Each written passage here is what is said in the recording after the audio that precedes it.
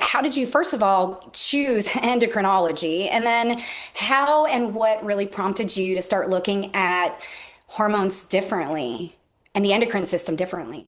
When I was little, I had, we used to live in a joint family in India, and I had my uncle's family and our family. We lived together because I had lost my dad in a war, and what do we do as families? And his only son used to get sick all the time.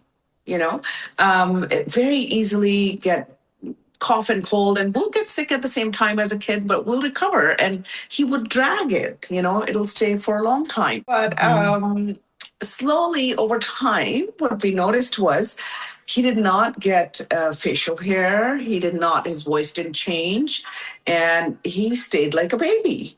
So, in other words, he was not maturing. He was not getting his secondary sexual characteristics, things that are normal, right? So,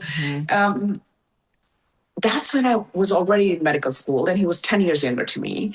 So I told my uncle that we lived in a very small town in northern India called Pilani, that was in Rajasthan state, and it's very well known for its education, but not for medical care.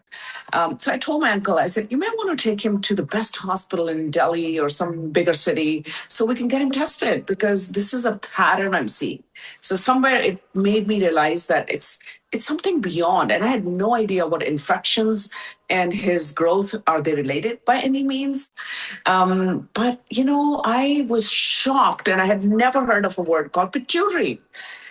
So after he got tested, they said, well, he has underdeveloped pituitary, and that's called panhypopituitarism.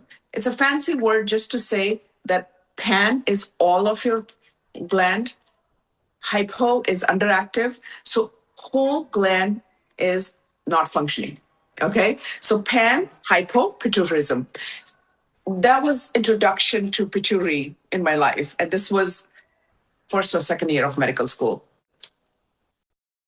And that's what shocked me and made me in love with this hormones and gland system that I've been doing for the last 30 years now.